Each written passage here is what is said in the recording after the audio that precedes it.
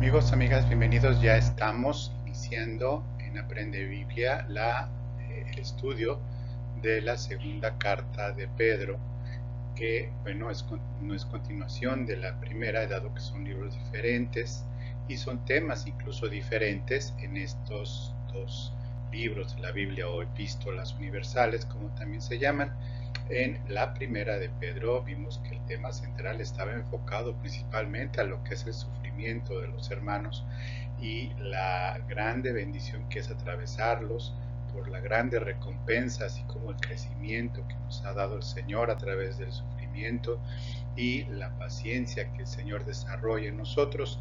En la segunda de Pedro el tema central es diferente, desde el momento en el que no va dirigida específicamente, sino que simplemente que se dirige a quienes hayamos alcanzado la preciosa bendición de la salvación por medio de la fe de Jesucristo. El tema central de la segunda carta de Pedro está dirigida exclusivamente a lo que viene siendo al descubrir a los falsos maestros, a las herejías. Cuando hablo de exclusivamente, no es que sea el único tema, sino que es el tema central. Y hago referencia exclusivamente, principalmente, al aspecto de que no tanto una falsa doctrina en particular, como fue el caso de Pablo, con estos agnósticos que estaban por ahí dando vueltas en Galacia y en otras provincias, sino que se refiere a las características de los falsos maestros y de las herejías que emanan de ellos en este tiempo y en todos los tiempos, porque Pedro también habla acerca de la próxima y ya cercana venida del Señor, entre otros temas, diciendo que está a la vuelta y que no se tenga por tardanza y demás. La segunda carta de Pedro, adicionalmente, trata un tema muy importante, aparte de, si bien el tema central de la herejía y los falsos maestros, habla de un tema muy importante también, que es cómo perseverar para la venida del Señor. ¿Cuáles son las características que esto debe de nacer de un corazón nacido de nuevo? La segunda carta de Pedro tiene una característica también que es pues diferente, es diferente a la primera en términos de dos aspectos que ha puesto en duda el autor, aunque dice claramente Simón Pedro, que dice, teólogos a lo largo del tiempo, sobre todo, por increíble que parezca, los del primer tiempo, los padres de la iglesia, no estaban muy seguros, que no conocieron ya a Pedro, que estamos hablando de los años 100 y algo de esta era, la era de Cristo. Nosotros sí podemos decir después de Cristo, no nueva era, sino después de Cristo, de nuestra era, sino después de Cristo.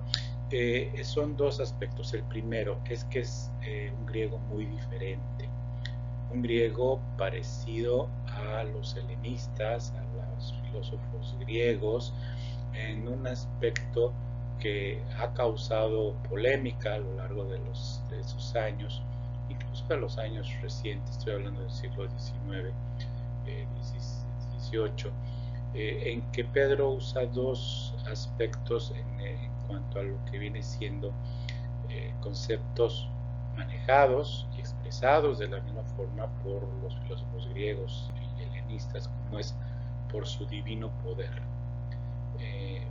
Una frase ahí muy característica, y la otra habla acerca de la naturaleza divina, que la vamos a ver posteriormente, pero que esta naturaleza divina viene derivado, no que Pedro lo haya escrito así conscientemente, por supuesto, sino que los filósofos griegos, que Pedro no tuvo contacto de ellos aparentemente tan cercano como tuvo Pablo, acerca de confundir lo que viene siendo la naturaleza divina con la esencia divina, que es un tema muy vasto en algunos filósofos griegos. Entonces es algo que pues pone de alguna forma en duda el que haya sido Pedro el autor por el cambio que hubo en términos griegos tan marcadamente de la primera a la segunda, que tiene una diferencia de 3 años.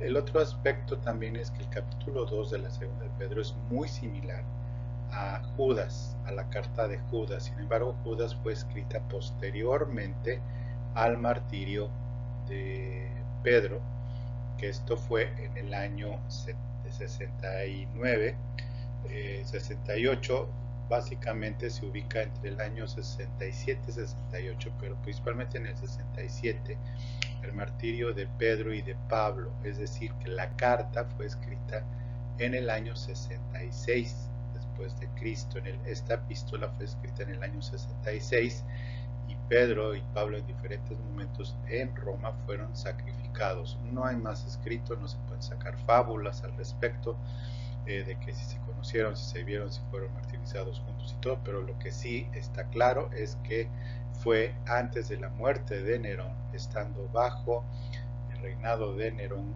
en Roma, que murió en el año 68, perdón.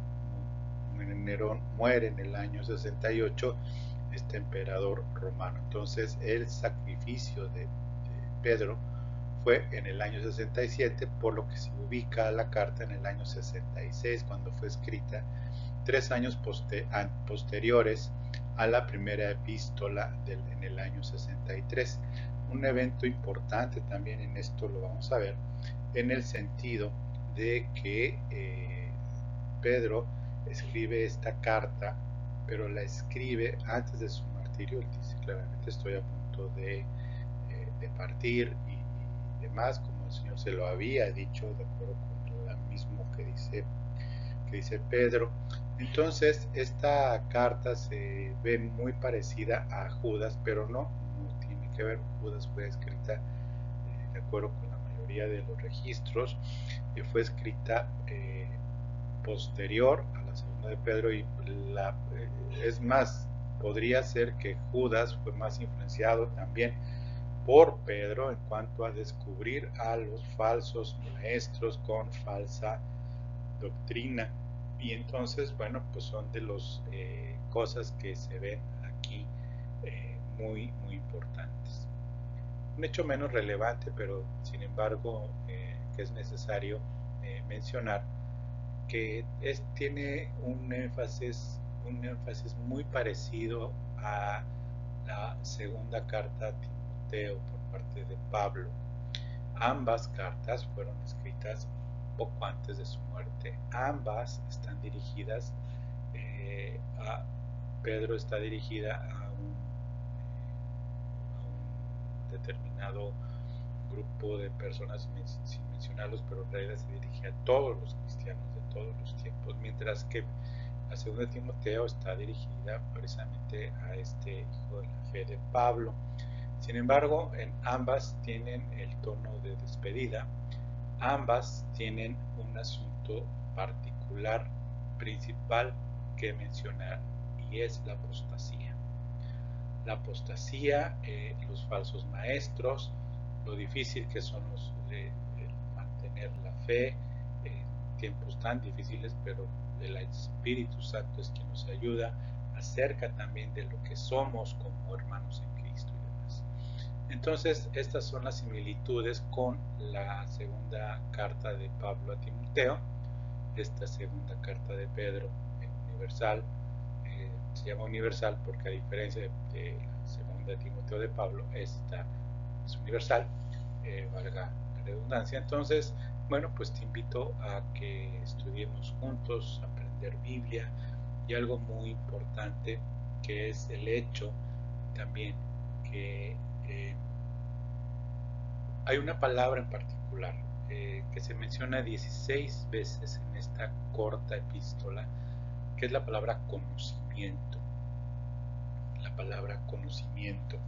Esta palabra conocimiento de formas diferentes, específicamente conocimiento en el capítulo 1 se usa 4 veces, y a lo largo de toda la epístola tan corta se usa haciendo referencia al conocimiento de Dios en Cristo Jesús, 16 veces diferentes, 16 veces se menciona en diferentes partes, y aquí cabe resaltar acerca entonces, por un lado, el desenmascarar a los falsos maestros, segundo, pues la palabra conocimiento, y un dato, pues no se le puede llamar curioso, pero un dato muy, muy trascendente para nosotros, que Pedro menciona y acuña la frase a nuestro Señor y Salvador Jesucristo.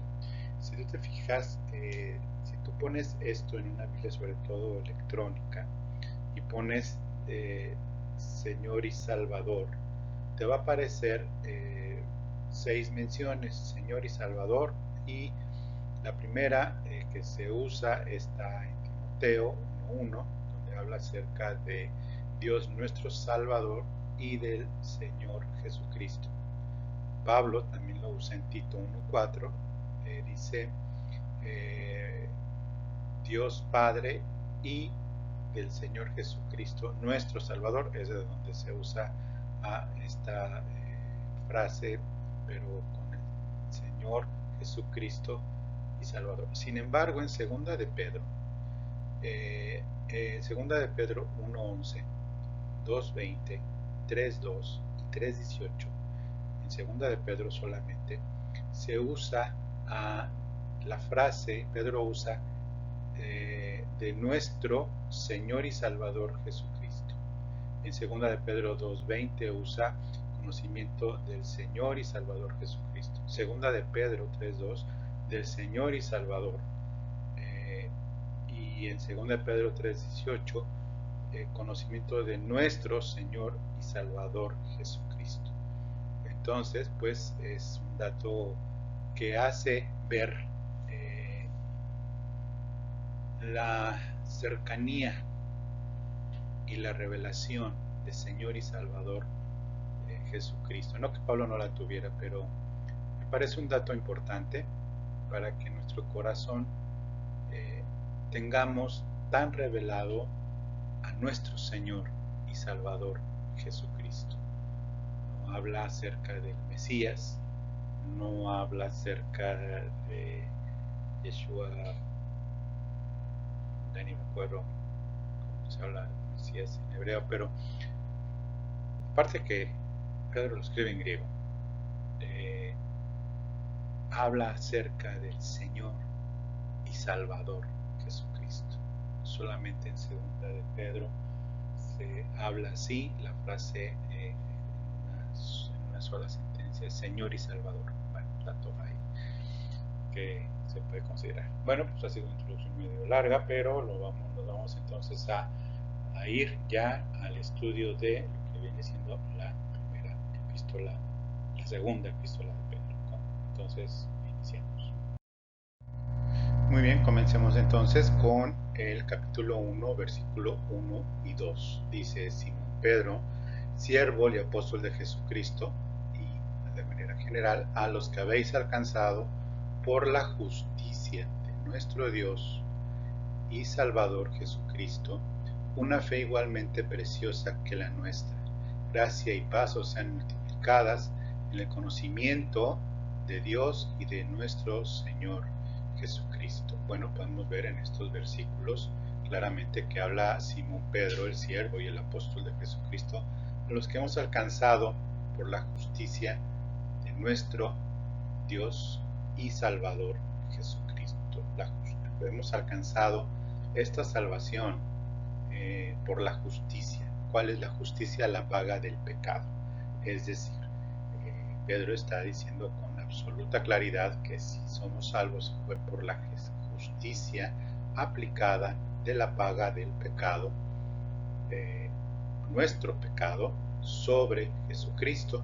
Por eso hemos alcanzado por la justicia de nuestro Salvador Jesucristo una fe, pero esta fe no es cualquier fe, es una fe igualmente preciosa que la de Pedro. Así es, tenemos la misma fe igual de preciosa para los nacidos de nuevo que el mismísimo apóstol y siervo Pedro. Y esto nos pone en un lugar maravilloso en cuanto a que nuestra fe para el Señor, lo que somos, lo que creemos, porque la fe es un don de Dios, es un don dado por Dios, es por gracia, es por fe. Entonces es igual de preciosa que la de Pedro, el grande apóstol, de los más cercanos al Señor. Y Pedro usa una palabra que es la de la palabra preciosa, y se ve la transformación incluso en el lenguaje de este forma de adoración de Pedro, de un hombre que tan ríspido, tan duro, tan austero como se presenta al principio de los evangelios, imprudente, y muchos aspectos que se le pueden atribuir a la personalidad de Pedro durante los evangelios, y sobre todo en el libro de Hechos. Se habla mucho de ese temperamento de Pedro, lo cual se me hace un poquito injusto en el sentido de que pues sí, sus arranques y demás, pero ya en el libro de Hechos y ya en lo que viene siendo en la epístola, sobre todo en esta antes de morir, esta forma de adorar al Señor con palabras tan sublimes, tan llenas de ternura, tan llenas de sensibilidad, una sensibilidad de un anciano próximo a morir, que habla y no se queda con nada, como decía una hermana que está con el Señor, que no se quedan, que no se quedan con nada. Es precisamente esto es quedarse sin nada para ti. Y Pedro no se quedó con esta fe para él, diciendo yo fui el apóstol y yo fui el que le dio las llaves del reino y a mí fue al que me dio y yo soy. No se quedó con nada, con lo más precioso no se quedó, con su fe, haciéndonos saber que era igual de preciosa su fe que la fe que él tenía. Gracia y paz, y sean multiplicadas ¿en qué? En el conocimiento de Dios, en el conocimiento de Dios y de nuestro Señor Jesucristo, en el conocimiento de Dios y de nuestro Señor Jesús. Es muy importante que entendamos que si tenemos gracia y paz, que el Señor quiere que sea multiplicada, esta gracia y paz sea con un solo objetivo, hablando en términos prácticos divinos, y es en el conocimiento del Señor. Porque en el conocimiento de Dios, pues queda claro para Pedro, que está escribiéndole bajo las circunstancias que ya hablamos en cuanto a su contexto, a punto de morir en Roma, es que sea bien claro. Lo importante es que crezcamos en el conocimiento no teórico y práctico. Por eso está la gracia y la paz. Dice, no está diciendo que su inteligencia y su capacidad de comprensión, que su saber del Señor y su teología sean multiplicadas. No. Dice gracia y paz, pero en el conocimiento de Dios. No tanto de los escritos, no tanto de la Biblia, no tanto de libros, no tanto de doctrinas, sino en el conocimiento de Dios mismo. Y es importante que te quedes con esto, que es en el conocimiento de Dios, para entender más adelante lo que vamos a estudiar acerca de la grande diferencia de la naturaleza divina, como dice Pedro, y la esencia divina, que era lo que decían los griegos. Vamos entonces a pasar a la siguiente parte, a los siguientes versículos. ¿Cómo es que sobrevivían los cristianos sin Biblia? ¿Cómo es que sobrevivían los cristianos en su fe sin congregación? ¿Cómo sobrevivían los cristianos pues sin tener cercano a alguno que pudiera enseñarles? Bueno, pues era precisamente a través de escritos, a través de la enseñanza de persona a persona. Muchos no sabían leer y mucho menos escribir, entonces pues se enseñaba todo esto con la plena confianza que era el Espíritu Santo el que ayudaba a los que estaban enseñados por los apóstoles y estos a su vez enseñando a otros cosas básicas de la salvación, pero poco a poco iban revelándose tanto en Pedro como Pablo y los que escribieron todo lo que viene siendo el Nuevo Testamento, con la promesa cumplida de que el Espíritu Santo les recordaría todas las cosas, como está escrito en Juan, en el Evangelio de Juan les escribía todas las cosas y todo aquello que Jesús dijo, y hay mucho más, pero que ahorita no lo podéis sobrellevar, pero el Espíritu Santo hablará de mí y del Padre y se los hará saber, y también así que las cosas que habrían de venir, como es su regreso del Señor a la tierra y demás. Bueno, aquí Pedro está escribiendo lo siguiente, dice, como todas las cosas que pertenecen a la vida y a la piedad, nos han sido dadas por su divino poder. Nos han sido dadas por su divino poder mediante, nuevamente, el conocimiento de aquel que nos llamó por su gloria y excelencia. Bueno, pues evidentemente aquí está más claro que el agua, por eso lo pongo aquí esta lámina que me encanta, que es la luz en medio de una profundidad, pero que entra esta luz a través del agua para nosotros. Y sí, efectivamente, esto fue mediante el conocimiento que nos llamó y que fueron dadas por su divino poder. Pedro lo confirma más adelante en este mismo capítulo acerca de la certeza de la escritura y incluso habla de los escritos de las cartas de Pablo. Yo creo que muchas se las compartían, obviamente. Habla acerca de las revelaciones de Pablo y demás. Entonces, Pedro está aquí diciendo que las cosas que pertenecen a la vida eterna y a la piedad, es decir, a la vida en esta tierra. Se está refiriendo a ambas, a la vida eterna y a la piedad, que es aquí, precisamente de cómo vivir, que es en esta piedad, precisamente en este servicio y que nos han sido dadas por el Espíritu Santo, eh, pero para el conocimiento de aquel que nos llamó. Y aquí vemos el llamamiento irresistible que lo hemos estudiado ya en otras ocasiones, el llamamiento de Dios a la elección, como lo vimos, escogidos, como Pedro mismo lo menciona, pero en la primera carta, se recuerdan en el primer capítulo, en los primeros versículos habla de esta elección que Dios hizo de nosotros y demás. Bueno, aquí habla acerca de este llamamiento santo para el conocimiento de Dios.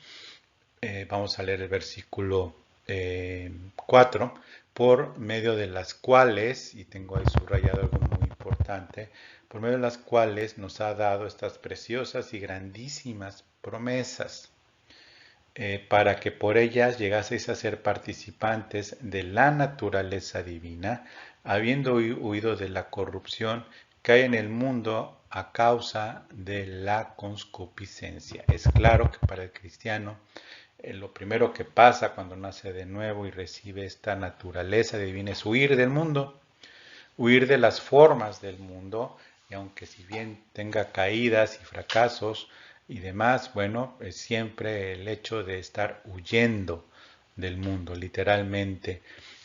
Pablo también le decía a Timoteo, huye de las pasiones juveniles, córrele, o sea, más vale decir aquí corrió que aquí pecó. Entonces, pues así el Señor mismo lo dice, por medio de las cuales nos ha dado esas preciosas y grandísimas promesas. ¿Cuáles promesas? Eh, pues básicamente la única promesa que falta por cumplirse para nosotros los creyentes es la de el arrebatamiento, y promesas que más que el Señor haya hecho, dijo con claridad, profecías que el Señor iba a regresar. Pero todas las promesas nos han sido ya dadas en el sí y en el amén. Es decir, sé que hay una Biblia de 1000 y tantas promesas en donde ponen el Antiguo Testamento y el Nuevo Testamento y las promesas de que el Señor nos va a prosperar, que el Señor nos va a hacer tal y tal. Sí, pero no son promesas, son hechos consumados y por fe los tomamos.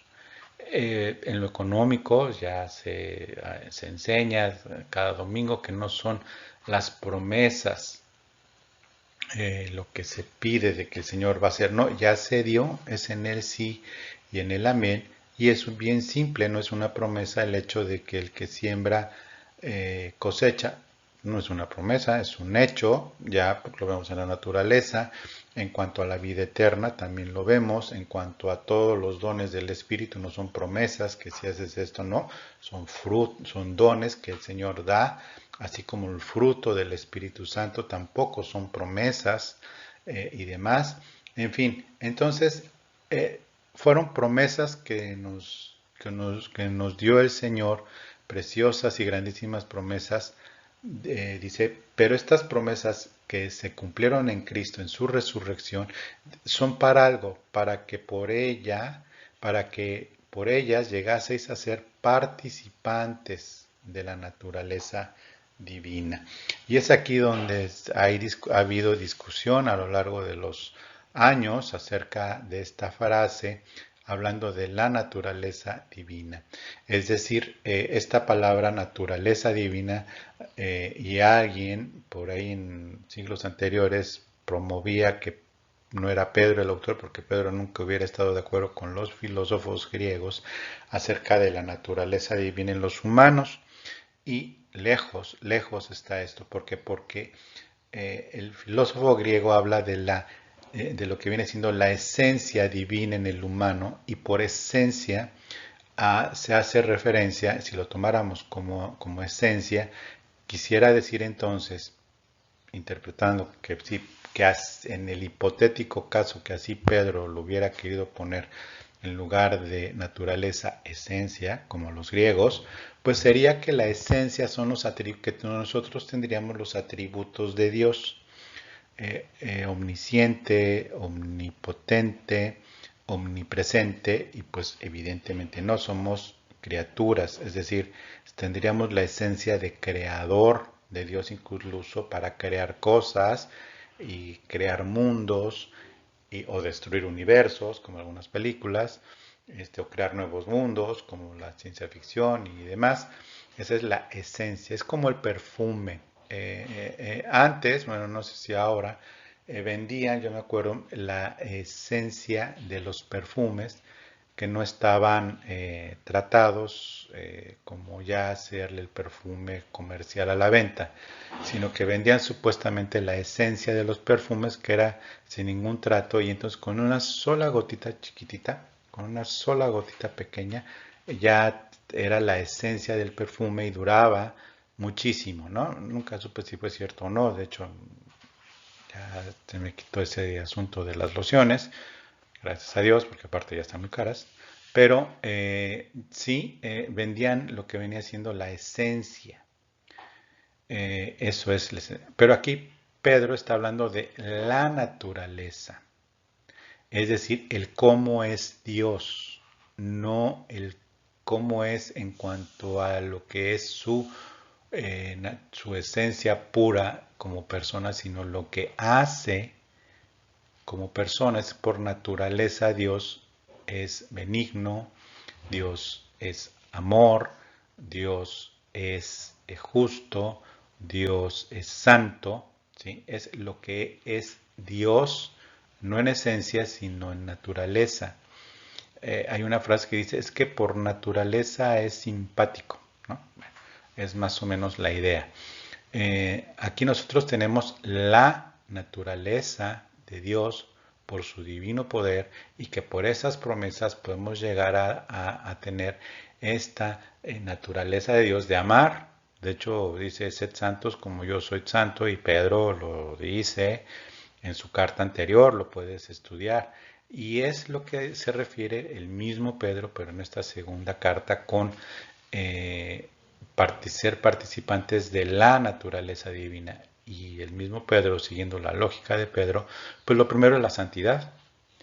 ¿Cómo? Participando de esa naturaleza divina, por medio de qué, pues por lo que nos dio Dios de preciosas y grandísimas promesas.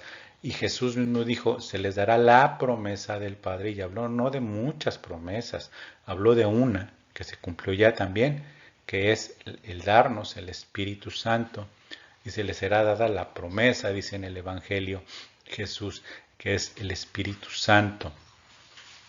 Entonces, bueno, pues precisamente al hablar de esta, llegaseis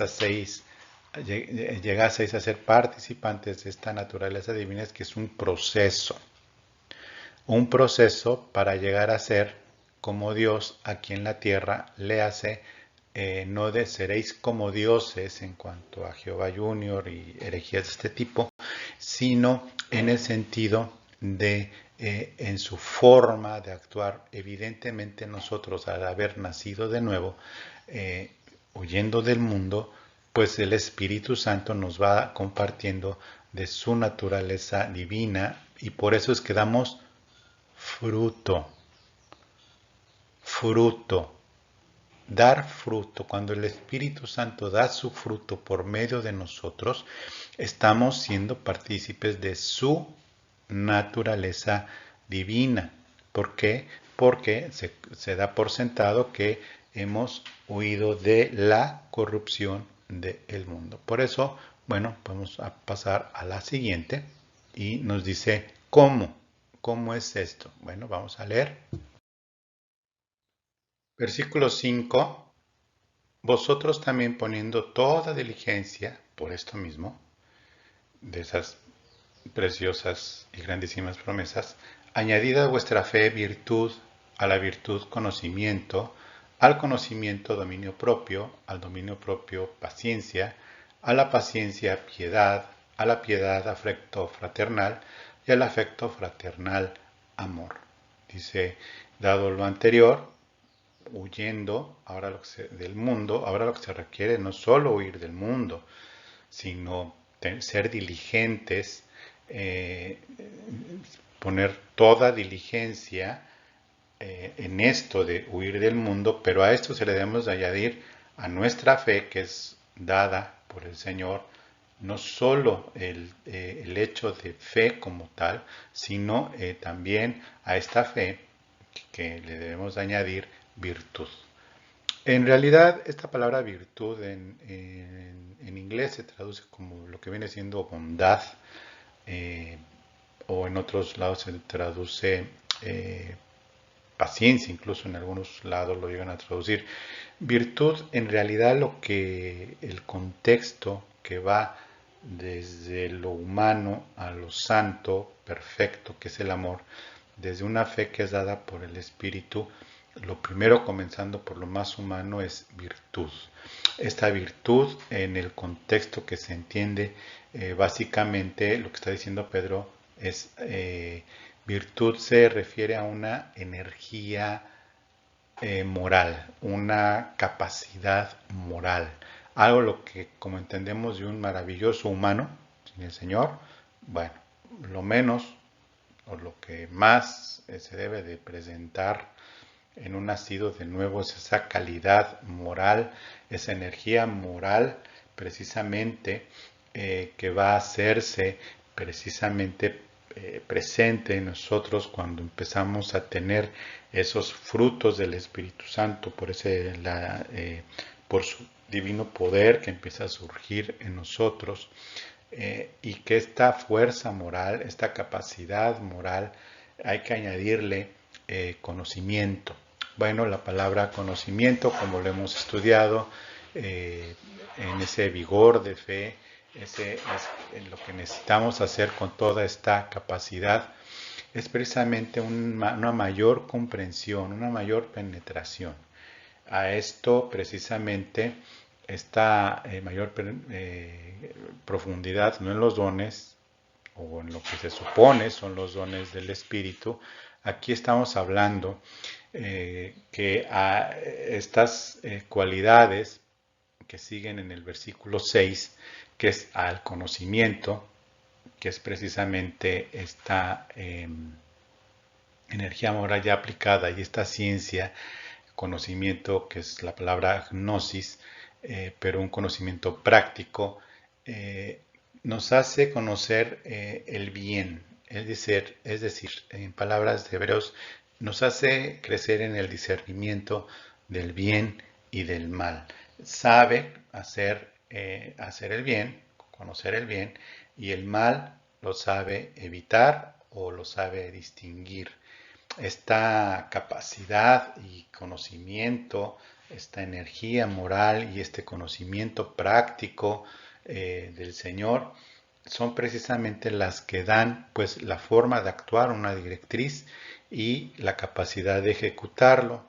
Comparado con otra parte del texto, es Dios produce tanto el querer como el hacer. Bueno, esto va unido a lo que viene siendo la paciencia, que pudiera haberse traducido como templanza, que es la palabra en crateia, y esta palabra por medio de la cual es que las personas se dominan a sí mismo y a sus pasiones, ¿ok?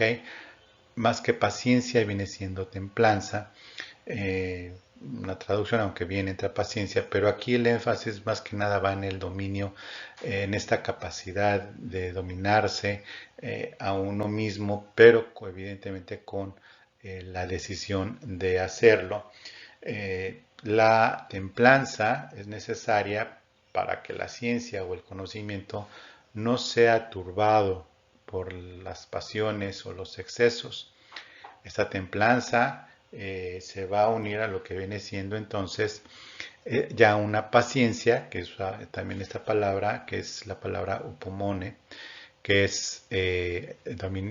que es precisamente lo que estaba hablando a la paciencia, que era templanza, hablando de dominio propio, y ahora paciencia, si se usa bien, que viene siendo uponome, y precisamente es esto lo que hace que esta paciencia en medio de las aflicciones hace precisamente que nosotros podamos tener esta buena ejecución en el medio del sufrimiento, la perseverancia en medio de las dificultades y que pues evidentemente todo lo que viene siendo el desaliento y demás o la falta de entendimiento de qué está pasando, sabemos, somos aficionados a ser varón de dolores experimentado en quebranto. Y digo aficionados por como viene descrito en Isaías 53 acerca de nuestro Señor Jesucristo, que no abrió su boca, enmudeció en frente de sus agresores, eh, saber lo que es el dolor, saber lo que es el quebranto, el no huir de esto, sino por el contrario, de huir de lo que hubiera podido salvarlo o librarlo de la cruz. Bueno, esa es precisamente esa paciencia, ese dominio propio que viene siendo en realidad templanza. Creo que no lo aclaré bien, pero cuando habla de dominio propio habla de templanza y la paciencia. Y bueno, precisamente esto nos lleva a lo que viene siendo piedad. En el versículo 7 habla de piedad, se refiere a la corona que nosotros tenemos prometida cuando estas cualidades cristianas se han hecho manifiestos. Precisamente la piedad, como hablaba en un principio, piedad se refiere a la vida cristiana en este mundo, ¿ok? De acuerdo también con el enfoque del mismo Pablo. Piedad se refiere a la vida cristiana en este mundo. A la piedad, pues regresa algo de fortaleza moral o fuerza moral, como algún teólogo lo manejó, que es al afecto fraternal. Aquí se usa la palabra Filadelfia, se usa la palabra Filadelfia, que es el amor fraterno entre los hermanos, pero Filadelfia se queda corta ante la siguiente palabra, que es amor, que es ágape. La suma, es decir, la cúspide es el amor. Se habló en la predicación anterior con la pastora acerca de el amor que se llega a enfriar, pero enfriar no en términos de temperatura, sino como se explicó más que nada en dejar de ejercer precisamente este amor que nos es dado por medio del Espíritu Santo, que es el ágape, que Dios es amor, es decir, Dios es ágape en sí mismo como tal, y es precisamente eh, esto complementa precisamente este ágape al final. Estas que le llaman, hay quienes le llaman la ensalada de Dios, pues ni es ensalada ni es nada porque no está mezclado, es un orden lógico de acuerdo a lo que viene siendo, como hemos estudiado, los eventos de la salvación en otras ocasiones en este mismo canal, Aprende Biblia, y en el canal, perdón, en el canal de Renuevo de Amistad, o en el canal, lo explicábamos claramente acerca de los eventos como viene descritos en Romanos 8. Nos escogió, después de escogernos nos llamó, después de llamarnos nos salvó, después de llamarnos, de salvarnos nos justificó, después de justificarnos nos santificó y después nos glorificó. Es básicamente lo mismo, pero en otras palabras, pero más enfocado al humano, más de lo que Dios hace en nosotros. Aquí Pedro está hablando más enfocado a lo que Dios hace en nosotros y nosotros lo manifestamos en esta vida piadosa. Vamos entonces a continuar con el siguiente versículo. Versículos 8 y 9 dice, porque si estas cosas están en vosotros y abundan, no os dejarán sin estar ociosos ni sin fruto en cuanto al, nuevamente, conocimiento de nuestro Señor Jesucristo, pero el que no tiene estas cosas tiene la vista muy corta, es ciego, habiendo olvidado la purificación de sus antiguos pecados. ¿Qué pasa con este cristiano? ¿Qué pasa con el que no está entendiendo, conociendo al Señor y no está aplicando esto en un conocimiento práctico? Que va perdiendo la visión de lo que es la divinidad, de lo que es la santidad, de lo que es Cristo como tal en su vida y para con los demás. ¿Por qué? Porque está siendo recortado de vista y empieza a ser infructuoso, empieza a ser estéril, deja de dar fruto.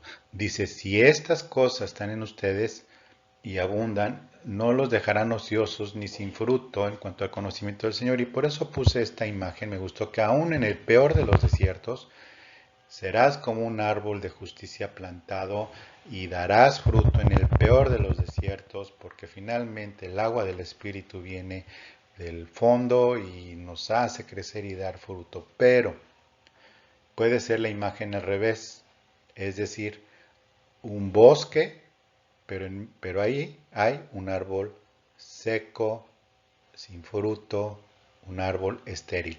Sigue siendo árbol, es decir, sigue siendo salvo. No ha perdido su salvación. Aquí ya no le está hablando aquí no le comienza a hablar a falsos maestros, sigue hablándole a los hermanos. Dice, si todo lo anterior no está en ti, entonces, pues tienes la vista corta, ciego, y lo que también se habló en la predicación anterior, sin ponernos de acuerdo, Dios es testigo, la pastora y yo, Dios lo sabe, que no es algo planeado, ni es con mala intención, ni nada. Dice, eh, se ha olvidado de dónde salió. Es decir, en el versículo 9 dice, habiendo olvidado la purificación de sus antiguos pecados. Ay de nosotros si olvidamos de dónde nos sacó el Señor. El Señor ha sido muy claro en estos tiempos para nosotros. No te olvides, regresa a tu primer amor, si lo quieres ver así. Acuérdate de dónde saliste. A mí me sacó de un bote de basura, pero ya no soy basura. Las virtudes de Dios, la vida piadosa que me hace vivir el Señor por su gracia, por esa multiplicación de gracia y paz en mi vida, me ha dejado de ser basura, he dejado de ser lo peor del mundo. Sí, lo fui, pero ahora ya no. Ahora todas esas virtudes Dios las hace manifiestas en mi vida por el fruto del Espíritu Santo. Por lo mismo es que si dejo de hacer esto, entonces pues evidentemente voy a empezar a ser ciego y olvidarme de ello, y eso hace que mi corazón se endurezca y haga juicio y de paso a la amargura. Me parece que está claro, no hay mucho que profundizar, está escrito y así se quedó y así se quedará para siempre. Vamos a pasar entonces a los siguientes versículos. Versículo 10 y versículo 11, que es hasta donde vamos a llegar el día de hoy.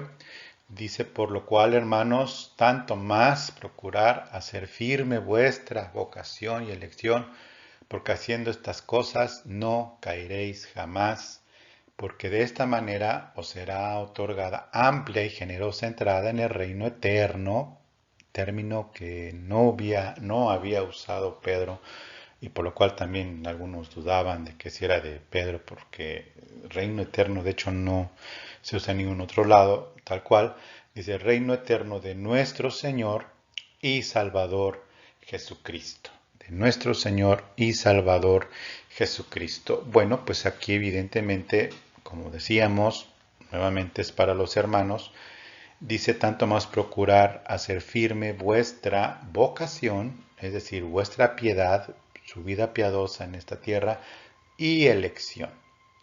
Bueno, es parte de lo que se contrapone en teoría, de acuerdo con alguna denominación muy antigua también, que usan este versículo acerca del libre albedrío del hombre de escoger, creer o no, salvarse o no. Dice en el versículo 10, procura hacer firme vuestra vocación y elección.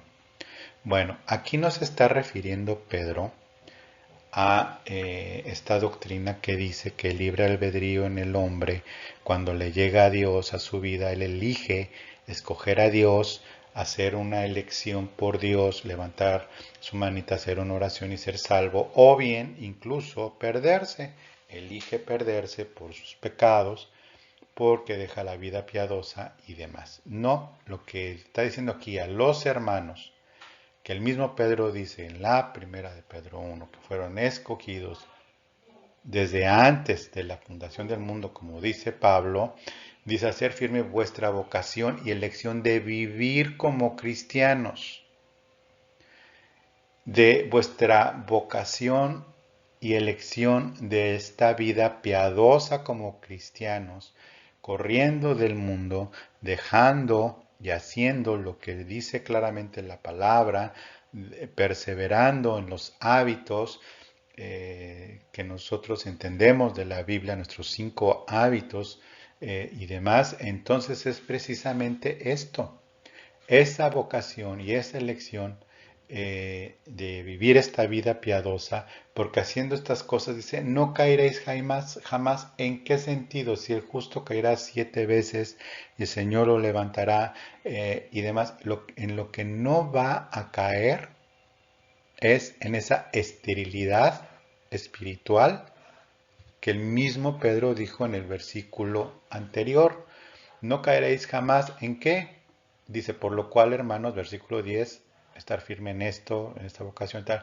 No caeréis jamás en qué. En lo que dice en el versículo 9, que te lo repito, ya no está en pantalla, pero te lo digo, por el que no tiene estas cosas, tiene la vista muy corta, es ciego, habiendo olvidado la purificación de sus pecados. Eso es a lo que se refiere no caeréis jamás. Acuérdate, contexto y texto. No podemos sacar esto como se maneja para defender esta doctrina de que decide el hombre su salvación, aunque Dios ya sabía si iba a aceptar o no a Cristo, dice tal, eso no es así, repito, no es así. Se está refiriendo a la vocación y elección de estas cosas, no va a caer jamás en qué, en ser estéril y pues salvo, llegar al tribunal de Cristo y pues va a tener que dar cuentas y qué pena ajena, pero así va a ser. Ahí está la clase del tribunal de Cristo. Versículo 11 para terminar dice, porque de esta manera os será otorgada amplia y generosa entrada en el reino eterno. Bueno, esa amplia y generosa entrada en el reino eterno no se está refiriendo nuevamente a que si no lo haces no entras, no. Se está refiriendo aquí Pedro a lo que el mismo Jesucristo, su Maestro y nuestro Señor y Salvador, enseñó, porque la puerta para la perdición es amplia, grande, pero aquí está hablando, dice que será dada una amplia y generosa entrada al reino, no dice grande, sino amplia, es decir, no estrecha. Cuando habla Jesús en esto mismo, en el Evangelio de Mateo, dice que la puerta es muy pequeña, muy estrecha, ¿sí? Y que muchos quieren entrar y no pueden. Aquí está diciendo Pedro, basado en esa misma enseñanza, que todo lo anterior nos va a dar otorga una amplia y generosa.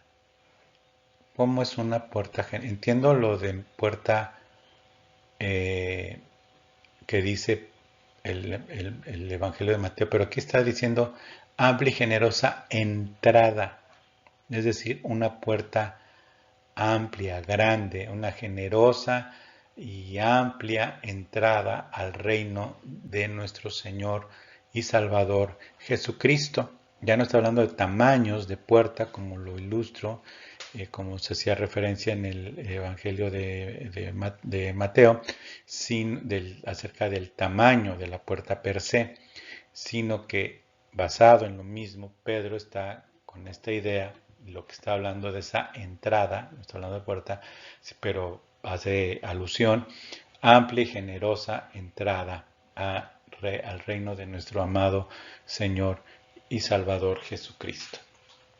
Bueno, querido hermano, hermana, hemos comenzado entonces con esta segunda carta de Pedro, capítulo 1, del versículo 1 al 11.